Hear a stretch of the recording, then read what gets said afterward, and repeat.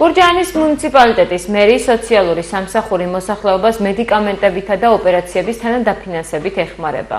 ვის შეუძლია პროგრამის სარგებლობა თემაზე ვსვათ სოციალური სამსახურის ხელმძღვანელ სოფიო ქუმსიაშვილთან ვისაუბრებთ. გამარჯობა, დიდი მადლობა, რომ დრო გამონახეთ და მონაწილეობთ ჩვენს გადაცემაში. მოგესალმებით, მე ვესალმები თქვენს მაყურებელს. რამდენ ადამიანს დაეხმარეთ ამ პროგრამით გურჯაანის მუნიციპალიტეტში და რა კრიტერიუმების მიხედვით უფინანსებთ პაციენტებს ოპერაციებს? მე მოვიხილოთ ჯერ პროგრამა, რაც გულისხმობს პროგრამა, ეს არის სამედიცინო დახმარების თანადაფინანსება, რომლის მიზანია ჩვენი მოსახლეობისათვის სამედიცინო სერვისებზე ხელმისაწვდომობის გაზრდა. თვითონ სამედიცინო დახმარების თანადაფინანსება ეხება როგორც ამბულატორიულ დახმარების კომპონენტს, ასევე სტაციონარულ დახმარებებს. ამ პროგრამის საშუალებით შეუძლია თანადაფინანსება მიიღოს ყველამ, ვინც კი რეგისტრირებულია გურჯაანის მუნიციპალიტეტში. როგორც ხედავთ, ძალიან დიდი არის ბენეფიციართა ის არეალი, ვინც ღებულობს ამ დახმარებას. რაც შეეხება განსხვავებას მოწყვლადობის ჯგუფების მიხედვით, რა თქმა უნდა, განიხილება სხვადასხვა შემთხვევები და სხვადასხვანაირად ხდება თითოეული ადამიანის დაფინანსება. კერძოდ, თუ პირი რეგისტრირებულია სოციალურად დაუცველთა ერთიან ბაზაში, მაშინ მისი დაფინანსება მოხდება შემდეგნაირად. მისი მიერ გადასახდელი თანხის 70% არაუმეტეს 1000 ლარის. თუ პირი არ მიეკუთვნება აღნიშნულ ჯგუფს, მაშინ მას დავეხმარებით თავისი გადასახდელი თანხის 50%-ით არაუმეტეს 500 ლარის. გარდა ამისა, ჩვენ გვაქვს განსაკუთრებული შემთხვევა, კერძოდ ონკოლოგიური დიაგნოზის მქონე პაციენტებისთვის, სადაც განიხილება თანადაფინანსება განსაკუთრებულად, კერძოდ 2000 ლარი არის ლიმიტი წლის განმავლობაში. ესე იგი, მოქალაქეს შეუძლია მოგმართოს რამდენჯერმე და მას დავეხმარებით წლის განმავლობაში 2000 ლარით. ამის გარდა ჩვენ გვაქვს კიდევ შემთხვევა, თუ პაციენტის მიერ გადასახდელი თანხა აღემატება 4000 ლარს, ასეთ პირებს დავეხმარებით გადასახდელი თანხის 50%-ით არაუმეტეს 5000 ლარისა. მოგეხსენებათ, ეს ძალიან მნიშვნელოვანია ეს ბოლო შეღავათი მათთვის, ვის მიერ გადასახდელი თანხა შესაძლებელია იყოს 10000, 12000 და ზოგიერთ შემთხვევაში უფრო მეტიც.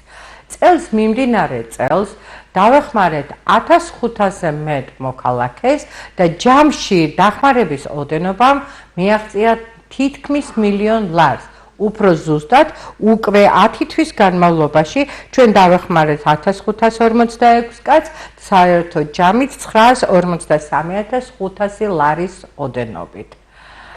რა სახის დახმარება სჭირდებათ ხოლმე ძირითადად პაციენტებს?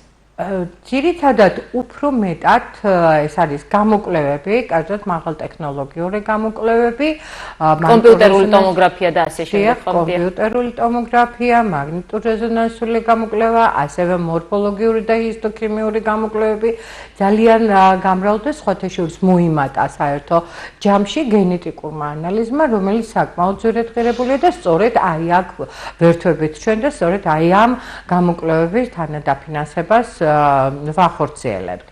თავარია, რომ პირი რეგისტრირებული იყოს გურჯაანის მუნიციპალიტეტის ტერიტორიაზე. შემდეგ ყველას განცხადებას განვიხილოთ, ყველა დაფინანსდება.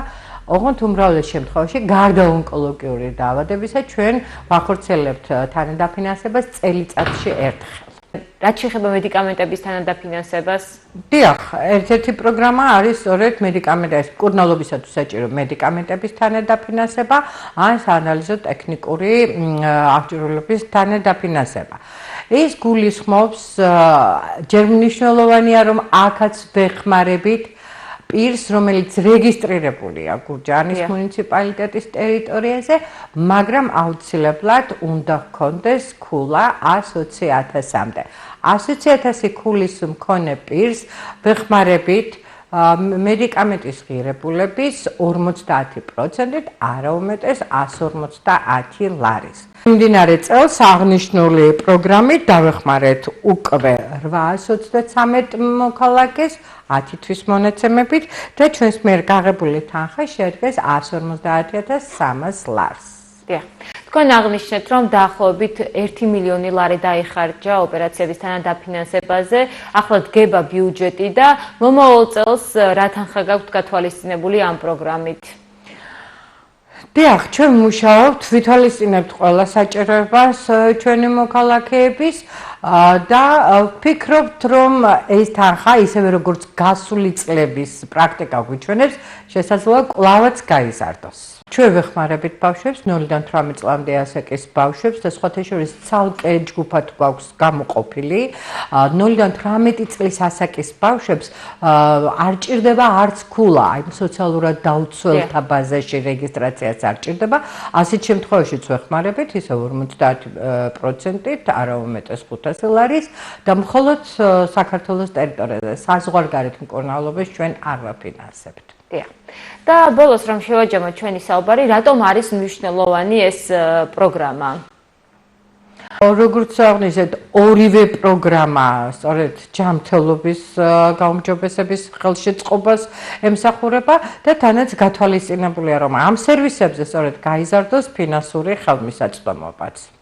და კიდევ ერთხელ რომ მაყურებელს შევახსენოთ, თქვათ, თუ მათ ექნებათ პრობლემა ჯანმრთელობის და უნდათ რომ თქვათ კომპიუტერული ტომოგრაფია ან სხვა რაიმე მომსახურება მიიღონ და ამის საშუალება არ აქვთ, შესაძლებლობა ექნებათ რომ მოგმართონ განცხადებით, ხო? აი რა არის საჭირო, რა სახის განცხადება უნდა დაწერონ რომ მიიღონ დახმარება თქვენგან? თუ მოქალაქეს ჭირდება სამედიცინო დახმარებაზე თანადაფინანსება, ასე შემთხვევაში მან უნდა მოგმართოს განცხადებით, წარმოადგინოს პირადობის დამადასტურებელი დოკუმენტი, იქონიოს ხელზე ფორმა ნომერი 100 ჯანმრთელობის მდგომარეობის შესახებ ცნობა, ასევე ანგარიშ ფაქტურა თუ რა ღირებულების არის ეს აღნიშნული გამოკვლევა თუ სამედიცინო დახმარება.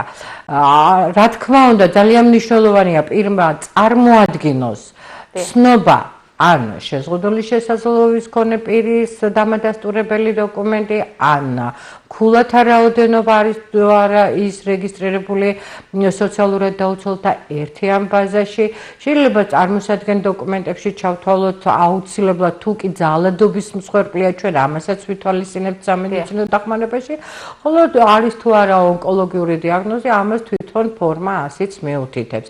ესე იგი გამეორდება პირადობა, ანგარიშ ფაქტურა, ცნობა ჯანმრთელობის მდგომარეობის შესახებ და განცხადებას დაურთავს თან.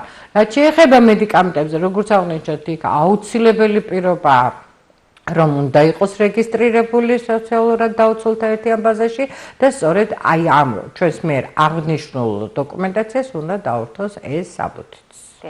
დიდი მადლობა, რომ მიიღეთ ჩვენს გადაცემაში მონაწილეობა, წარმატებას გისურვებთ. მადლობთ.